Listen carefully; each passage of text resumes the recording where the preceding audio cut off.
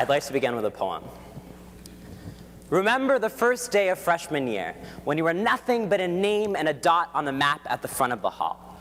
Remember when our parents dropped us off in those rooms too small for all of our expectations, let alone our naivety.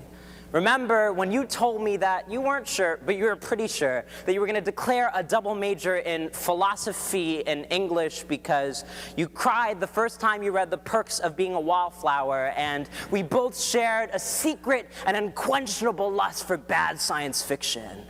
Remember when we both thought we were going to find ourselves, change the world, and all of the other slogans we memorized from the view books, the ones that we stitched to our throats when they asked us what we wanted to be when we grew up. So when you changed your major to econ, so when you pledged that fraternity, so when you exchanged t-shirt for J. Crew, so when you accepted that job offer at an investment bank because you swore you were just going to dismantle the system from within because you were just different from the rest of them, I wondered at what point we become the tucked-in shirt, the 9 to 5 we grew up fearing, you whose love of learning far surpassed the stickers your teachers adorned your homework with, you who could not fall asleep that night in debate camp when you read Marx for the first time because the world just finally made sense again, you whose creativity refused to be disciplined. What happened to you? You who sacrificed dream for diploma, revolution for resume, and that factory which tries to produce profit out of every potential profit, where change falls from hearts into pockets, won't really teach you how to stop it because we got to make that endowment rocket. Small liberal arts college degree becomes a fancy way of saying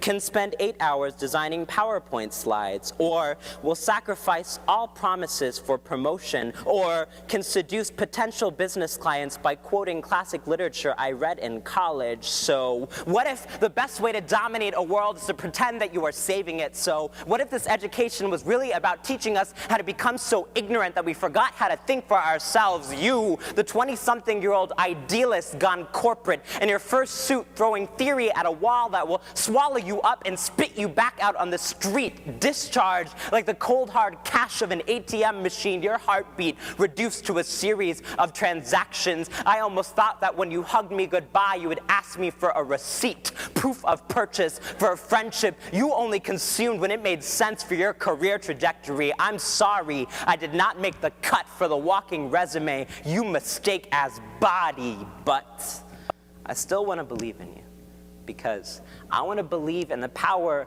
of a creativity undisciplined. The time we saw her smile, saw our first eclipse, read our first book, the joy and chaos of it all. So what if it is just chaos? That time and space before friendship got postponed by deadlines, before future was segregated into interviews and internships. So what if we are really nothing? Like the dot on the map from freshman year, and what if that is beautiful? What if we both cried when our parents left us, but we did not tell each other? What if I am crying that you are leaving me, but I will not tell you because I no longer have the market value to make you listen, that I think you are worth more than any salary increase that they will give you, that I do not think that your heartbeat can be transcribed on a spreadsheet of numbers, that I am broke but not broken, wondering what you could have been before you sold out.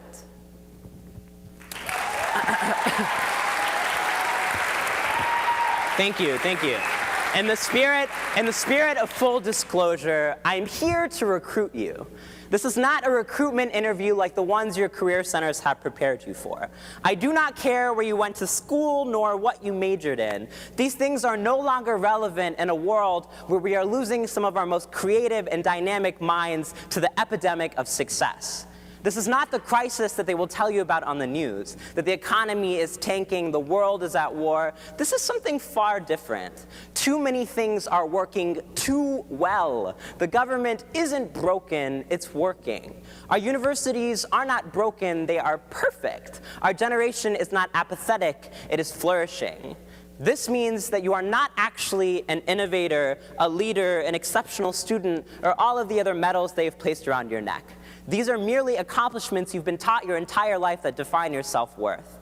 Should you desire to be successful, you will not actually bring human rights for all, eliminate poverty, end global warming, and fix Congress. Should you go in with these mindsets, chances are you will fail in the same ways all the generations before you have failed. The truth is, the key to changing the world is finding a way to fail to live up to its expectations. Hi. My name is Alok Vaid-Menon, and you could call me a fashionista, activist, general provocateur, but I'd prefer to call myself a professional failure. Someone who, at least my mom reminds me, was destined for all of the riches of the world, but somehow messed up on the way.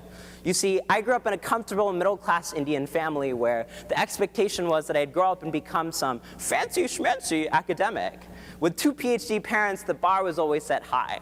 I remember getting chastised for talking on the phone rather than reading the New York Times. I soon learned that the secret to legitimacy was finding a scholar who had written about something. This is how I discovered critical YouTube studies. It's real. It wasn't so much that my parents pressured me to succeed. It was more of a quiet expectation. You see, this was part of our immigration story. To move to this country and not really challenge any of its rules, but rather beat everyone else at their own game. Which goes to say that from an early age, it seemed like success was the only way to justify my parents' journey across the ocean. But when I got into Stanford, my parents weren't really that excited for me. It was something more, well, expected. It was only when I got to university that I began to recognize how violent success can actually be. I remember the day vividly. It was our opening convocation, and the keynote speaker said that we were all the future leaders of the world before we had actually done anything. And I remember thinking the way that we were discussing success was actually less about what our impact was and more about our shared prestige. In the beginning, all of my classmates had some brilliant ideas of what it was going to take to fix the world's problems. But over time, their methods became, shall we say, less specific. We were expected to congratulate the public servant who accepted a job offer at a corporation that left hundreds of thousands of people starving. We were expected to applaud for a keynote speaker and not mention his support of racist policies. Lo and behold, my classmates continued to flock to all these talks by success stories, not necessarily because of what they had done, but rather because of this elusive concept of who they were. Success has never actually been about fixing problems. It's been about perpetuating them. Ask yourself this: what happened to the thousands of people who were denied admission to your university? What about the hundreds of people who did not get the job that you were offered? How many people did it take to suffer in order for you to thrive? Do you even care? Success is about self-promotion, not putting change into motion. We are part of a generation whose ancestors expect us to fix all of the problems we inherited, but ironically, we are destined to fail in the same ways as them because we're using the same tactics. Success just isn't going to cut it anymore.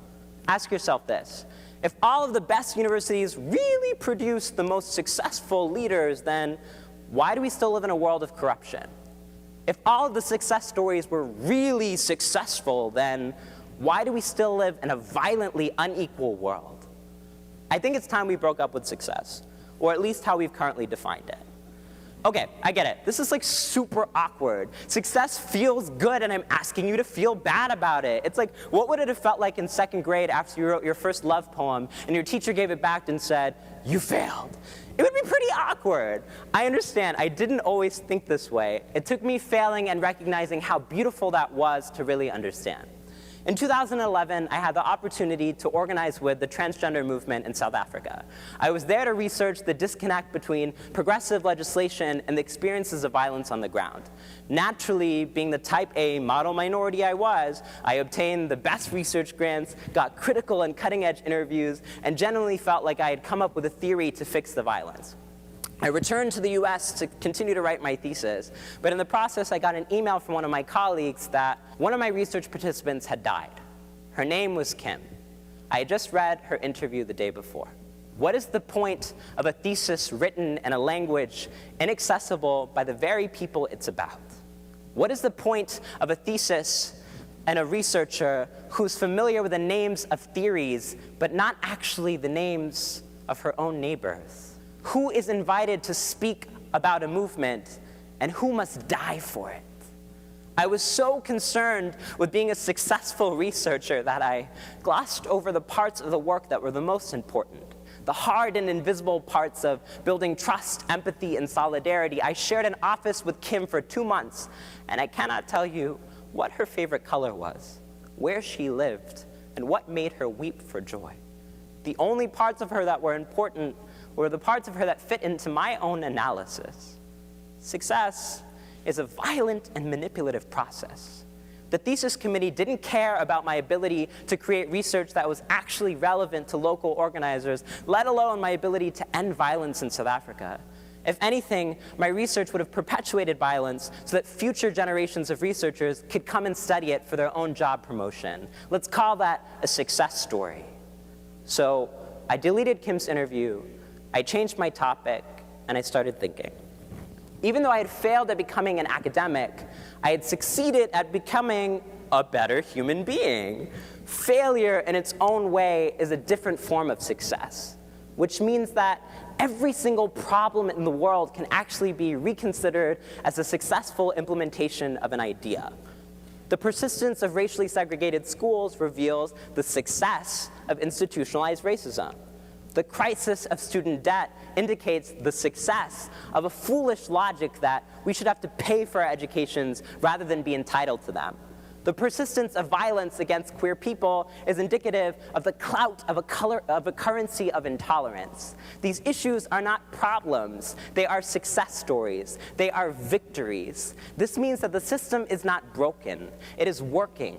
It is working so well that it has taught us our entire lives that it is broken, so that we spend most of our energy trying to improve it rather than actually building alternatives. Success is actually about maintaining the status quo. Few of us have thought about who determines the markers of success, let alone challenge them.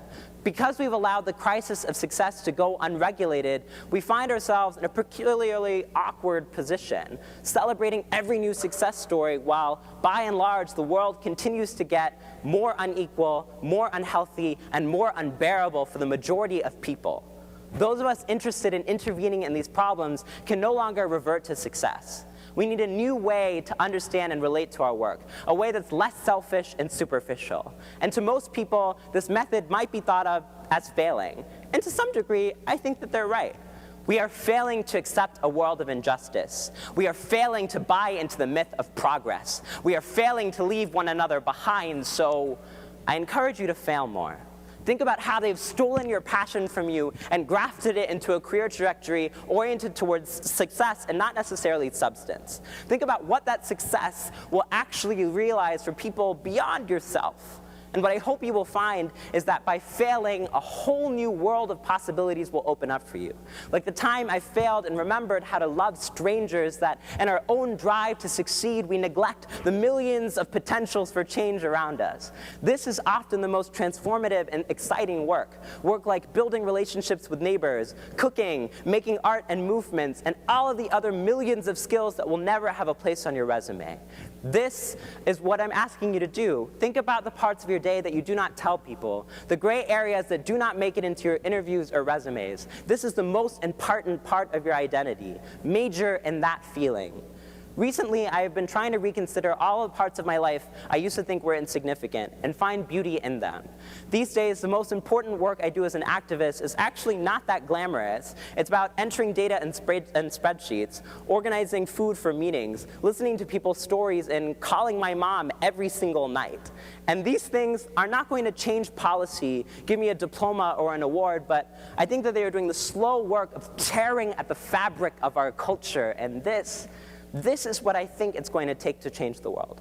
It's not going to happen if we keep on trying to be successful and fighting our way to the top. It's going to happen when instead we reach our arms out to one another, clinging on desperately and ferociously, trying to remember a type of interconnectivity that our schools, our careers, and our own anxieties are trying their best to eradicate, remembering that we are actually nothing, and how beautiful that is, because that means they do not know what to expect from us next. I would like to close with a poem to honor Kim and all of the other casualties of our success stories. My summer in Cape Town, or I am sorry for using you. They will ask you whether your research project can inflict significant harm, and you will respond, minor discomfort, to expedite the review process. Her name is Kim, and on Mondays she asks you what you did over the weekend. You do not tell her. You are guilty of the conversion rate, how you can afford a club, a skin, a language that she never will. She wants to know what it's like to live in America if you have a boyfriend there who will buy you dinner sometimes. In your field preparation class, they will teach you the importance of obtaining consent. Kim cannot sign your forms. So instead, she communicates with the earnesty of hazel eyes, smiles, tells you how she used to let men and heroin inside of her and sometimes couldn't tell the difference, laughs, tells you how they used to beat her in men's prisons. In your international field preparation class, they will teach you not to get involved in your subjects' personal lives. Your palms are sweaty. Do not let them smear the ink as she keeps smiling and encourages you to ask more questions. An aneurysm is a blood-filled bulge on the wall of a blood vessel. When the amount of pressure increases, there's a significant risk in rupture, often resulting in death. A researcher is an ambitious distraction at the back of the room. When the amount of information increases, there's a significant risk in epiphany, often resulting in a published paper. She will die 9 months after your interview, and you can still remember the scent of her smile. One, dear Kim, in America, I am learning how to think that I am better than you. In fact, I am majoring in you. Don't worry, they don't use your name. Keep it confidential, too. I am making a new theory out of your body. Academics work like John sometimes. Don't worry, they will pay me to use you. I promise I will cut you some of the profit in my acknowledgments. 3. My thesis will be in English, and that language you learned watching reruns of Friends, Kim. Wish we could have been friends, just gotta keep it professional. I promise I will publish my thesis on the widest paper I can find, so that they will see the black in your words form. I will bury you in a library. I hope you will find peace there, that haunted house of quotations that hang on the shelves like skeletons. Listen to the recorded transcript on repeat, and cry, because we're too afraid to let people inside of us in fear of imploding. And cry, because you have the story of a dead woman nested at the back of your throat, and you do not deserve it, dear Kim. What I really meant to ask you was, what theory did you use to stay warm at night? Can you teach me?